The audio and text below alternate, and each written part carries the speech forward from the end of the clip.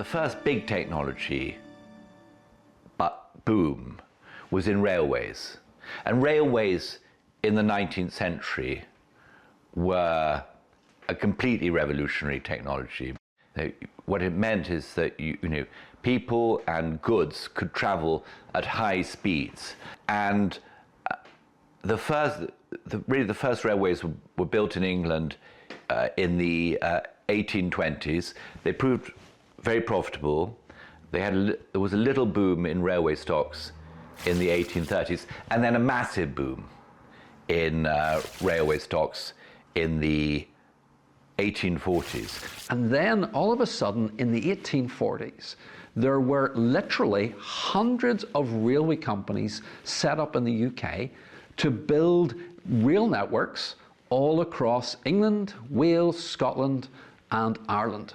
And so with hundreds of companies coming to the stock market, lots of investors got very excited because they saw the very high dividends that this new technology could provide. And so people were putting lots of money and investing lots of money into railway shares. So railway shares increased in price and went up and up and up. 1846년 한 해에만 영국에서는 새 철도 노선 건설이 272건이나 허가되었습니다.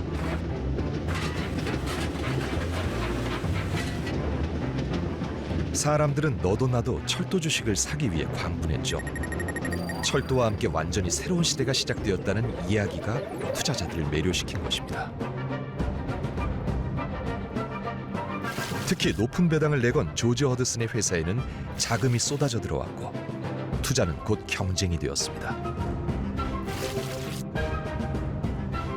왕족과 귀족들조차 허드슨의 철도 사업에 이름을 올리려 했고 그의 주식은 단순한 투자 이상의 상징이 되었습니다.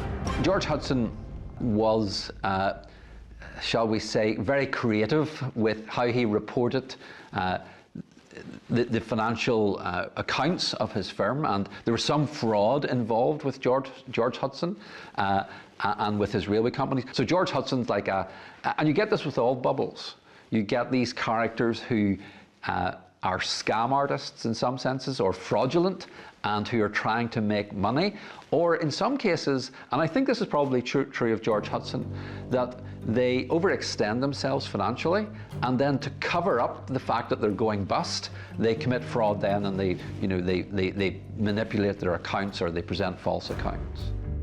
Now there's another little curious feature of the bubble, is to what extent a culture of dishonesty. It's what the American economist J.K. Galbraith called the bezzle, which is a word that derives from embezzlement, meaning namely to steal, to embezzle, to steal money from a company. Now, what we mean by the bezzle is that there is a certain corruption attendant to the boom period. And we see that really in all great bubbles. 1845년 말 영국 중앙은행이 투기 과열을 막기 위해 금리를 인상하면서 허드슨의 사업에 그림자가 들이오기 시작했습니다. 자금 경색이 시작되자 그의 사업이 투자금 돌려막기에 불과한 일종의 다단계 사기였다는 사실이 드러나는 것입니다.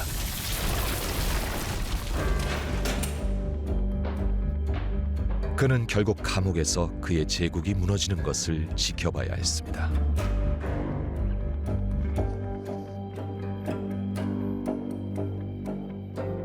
And then what we see afterwards was a huge amount of bad investment as a result of this investment boom. So I like to say, there were 3 railway lines running between London and Peterborough, which is in a city in East Anglia, and there were 3 railway lines between Leeds in Yorkshire and Manchester.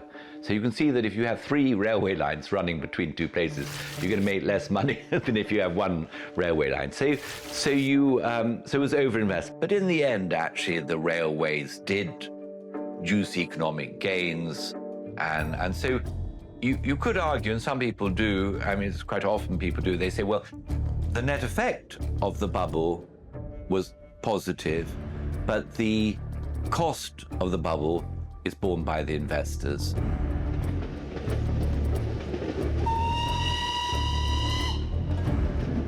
철도 버블은 셀 수 없이 많은 투자자들을 파산으로 몰아넣었습니다. 그러나 그 거품 속 쏟아져 들어온 막대한 자본은 철도라는 신기술을 통해 산업혁명의 강력한 동력이 됩니다. 그 결과 대영 제국은 전국을 촘촘히 잇는 거대한 철도망과 산업혁명의 결실을 동시에 손에 넣게 되죠.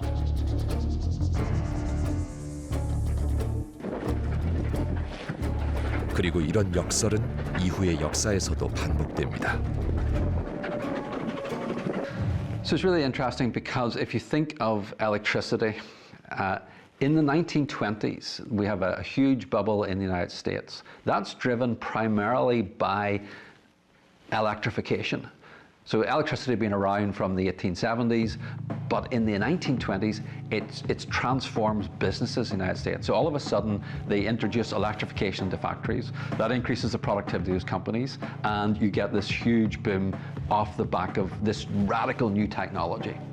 Same's true in the 1990s, and you get lots of people very excited about this radical new technology that's going to change the way we do everything in society. So the internet, the telecommunications revolution, those things really transformed how we did things. So electricity and the internet, we call those general purpose technologies because they change how we do business, they change the productivity in our economies. The question today is about artificial intelligence. Is it going to be the next general purpose technology? And many investors today are betting that it is going to become that new radical technology that changes things. 신기술은 언제나 새로운 시대라는 이야기와 함께 등장합니다. 그 이야기는 사람들을 맹목적인 투자로 이끌죠. Ladies and gentlemen, we are entering a new era. Together, these world-leading technology giants are announcing the formation of Stargate. So put that name down in your books, because I think you're going to hear a lot about it in the future. A new American company that will invest $500 billion at least in AI infrastructure. 이번 자산 가격 폭등의 주역은 누구나 알고 있는 것처럼 AI입니다. 세상을 완전히 바꿀 것이라는 역사적으로 여러 차례 반복된 이야기와 함께 등장했죠. There's a new narrative. So if you start thinking about the retail investor who was buying .coms in 1999 or buying AI now, and I don't know what's going to happen in AI, but I am quite sure about one thing. The average retail investor is not sitting down with a huge spreadsheet and doing an economic analysis as to whether it makes sense to build a data center in some city in Kentucky and whether Meta is making a good investment there. They're just saying, AI, it's changing everything. It's got to win. And that's a narrative as opposed to an analysis. Because we tell ourselves stories all the time to help understand the complexity of the real world. And during bubbles, there are dominant narratives that come about, and those narratives are usually pushed out through the news media. So during the 1920s, it was the Roaring Twenties. This is all about progress. This is about the United States becoming this superpower economy. And that was the narrative that was dominant. And people believed it, and politicians believed it, and pushed it. Same was true during the 1990s. During the dot-com bubble, there was this idea that we were in some new economic paradigm, that all of a sudden the world was becoming peaceful, we didn't have conflicts around the world, and we were going to become a lot more wealthy. And even people in very powerful positions, whether it be in central banks or politicians, they were pushing this new narrative. 1999년 한국에도 몰아닥쳤던 닷컴 버블 때도 이런 이야기가 강력한 역할을 했습니다. 닷컴 버블을 기억하신다면 아마 새로운 기술이라는 기업도 기억하실 것입니다.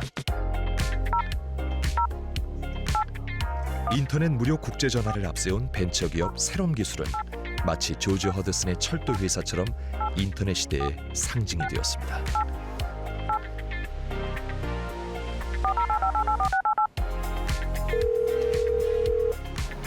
여보세요? 아, 여보세요? 예, 안녕하세요. 여기는 서울의 새롬 기술인데요. 거긴 어디십니까? 그때 당시만 하더라도 전화비가 우리 일상생활에 꽤 큰 비용이었었거든요. 특히나 국제 전화를 하게 되면 한 달에 40만, 100만 원도 나가는 그런 고비용이었는데 전화를 공짜로 할 수 있어? 인터넷으로 공짜로 전화를 할 수 있어? 그 스토리에 당시에 우리나라에서는 새로운 기술이 대장주 역할을 했었는데요. 1999년 10월 1,890원에 불과했던 주가는 불과 5개월 만인 2000년 3월 28만 2천 원까지 치솟았죠. 시가총액 기준으로 세계 서열 1위인 삼성전자를 추월하는 기적까지 벌어졌습니다. 새로운 미래를 바꿀 신기술이라는 이야기가 없었다면 불가능한 일이었죠. 하지만 신화는 오래가지 못했습니다. 서울지검 형사부부는 매출액을 부풀리거나 코스닥 시장의 자회사에 대한 지분율을 허위로 공시한 혐의로 새롬 기술 오상수 사장에 대해서 사전 구속영장을 청구했습니다. 그 공짜 전화 기술이 분명히 지금 우리가 카카오톡을 통해서 페이스톡, 보이스톡 공짜로 쓰고 있지 않습니까? 쓰고 있음에도 불구하고 이 거품을 조심해야 되는 이유가 일상생활에 실제로 투입이 돼서 우리한테 쓰여지기까지 꽤 시간이 걸리는데요. 그 시간이 왜 걸리냐면 인프라가 구축이 안 돼서 그렇습니다. 그때 당시에는 모뎀이었었잖아요. 전화를 걸어서 모뎀으로 통신을 연결하고 지금처럼 광통신이 연결되지 않았고 사진 한 장을 보내는데 거의 1시간 걸릴 그런 수준이었기 때문에 좋은 기술은 많았지만 그 스토리가 우리 생활에 실제로 다가오기까지 넘버가 되기까지는 거의 10년이 넘게 걸리는 시간에서 그 거품이 꺼지면서 그때 당시에 닷컴 버블이 무너지면서 수많은 기업이 도산하는. So if you think of electricity as a general purpose technology, it took nearly 50 years. Same with the internet. The internet had been around for quite some time before the dot-com bubble of the late 1990s. And so it takes time for these technologies to become general purpose technologies and transform society. AI hasn't been around that long, and it may take it some time before it transforms the way businesses do things. And so it may be a decade or a decade and a half in the future before we see any real benefit from the technology.